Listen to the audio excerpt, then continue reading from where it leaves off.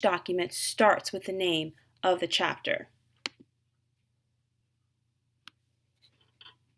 Personally, I like to publish in Garamond.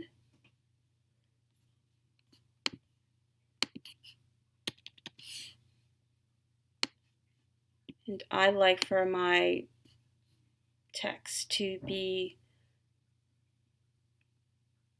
oops.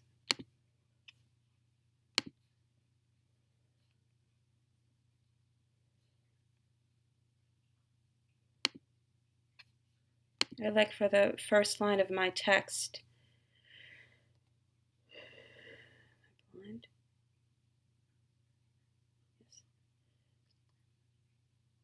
I like for the first line of my text to be flush to the left.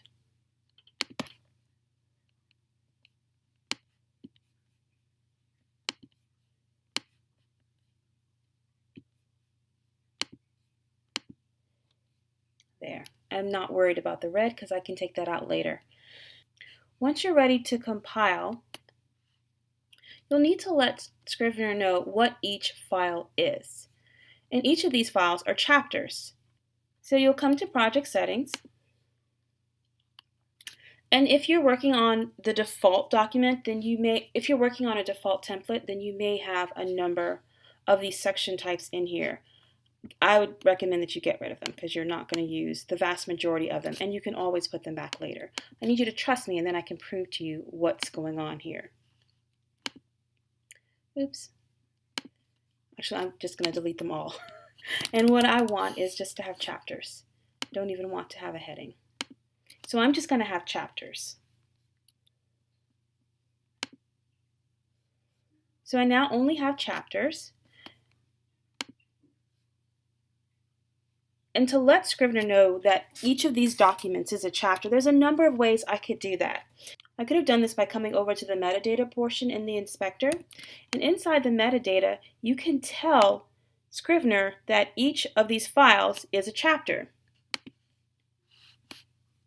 You could also include in the compile here.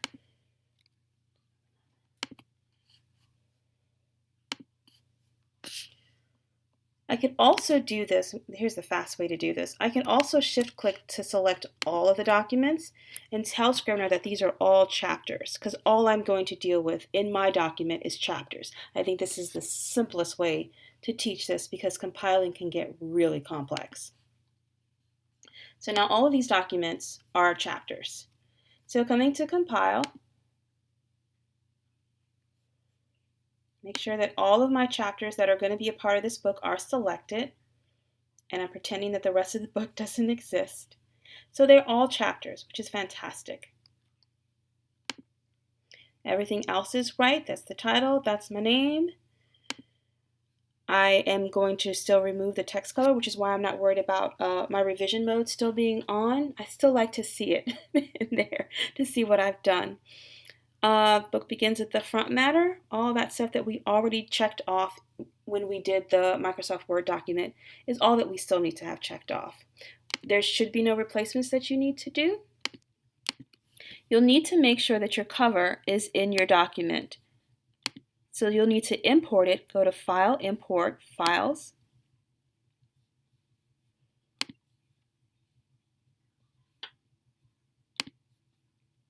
And here are all of my covers for the nights. This one is First Night. Oops, that's not the ebook. That is the print book. There we go. First Night. Once I've got that situated, I can come back to compile. I choose cover and I go and I look for my cover. Any pictures that you have in here, the Scrivener will take a look at. So here's my cover twice. There's my cover that I'm going to use, and woohoo, we're happy. And I do want Scrivener to generate an HTML table of contents for me so that someone who's reading on a Kindle or a Nook can simply click on the text in the table of contents and immediately be brought to which chapter they are interested in. I could call that something different as well here, the table of contents title, but I'm just going to leave it as is. Okay, so you could have also come into the compile and you could have changed everything to chapter. Do you remember how when we went to the document, to the project settings, and we saw all of that other information in there, the parts and the headers and the section titles and this and that and the scenes? I think that's overkill. I think it can get really complex.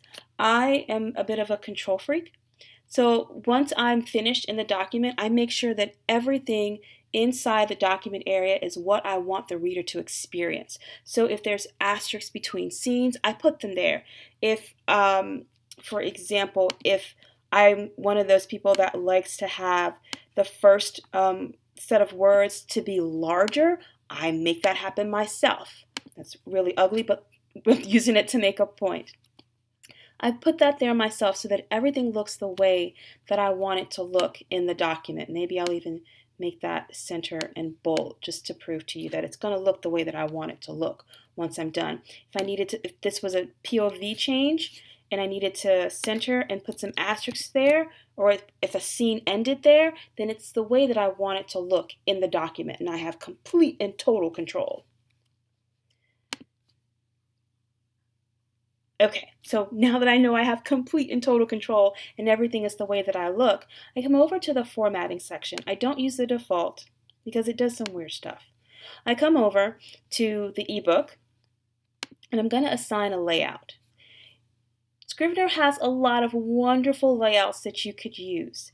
But if you've already gone in and you've labeled everything chapter 1, chapter 2, chapter 3, or if you have POV shifts and the first chapter is heroine 1 or something like that, things can get a little, it might not go the way that you want it to go if you use Scrivener's pre-built-in templates. What I do is I scroll all the way down to the bottom and I choose as is. So Scrivener is going to add a section break, a page break before each of my documents, my chapter documents, and it's going to include only the main text based on the appearance in the editor, or what I did in the document window, which is exactly what I want. So Scrivener is going to make this an ebook for the Kindle using each chapter as an as is, each document that has a section type of chapter as an as is. So I'm going to compile that. It's going to have the extension Mobi.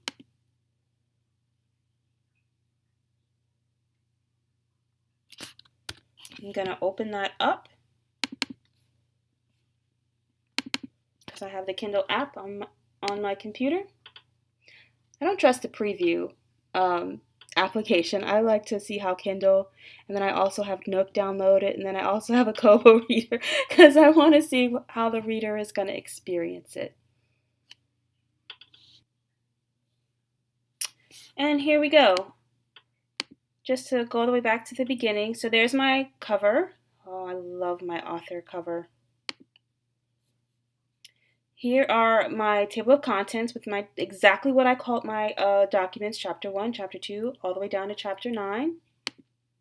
And there's the crazy looking text that I have. It brought the title down from the top of the page. It centered it and made it bold. Remember, I made it the crazy funky text on the first line. There's my asterisk, and I could keep going and going and going, and everything is going to look exactly the way that I put it in the document. And it's ready to be uploaded onto Amazon. Compiling an Epub is the exact same steps. You simply need to choose Epub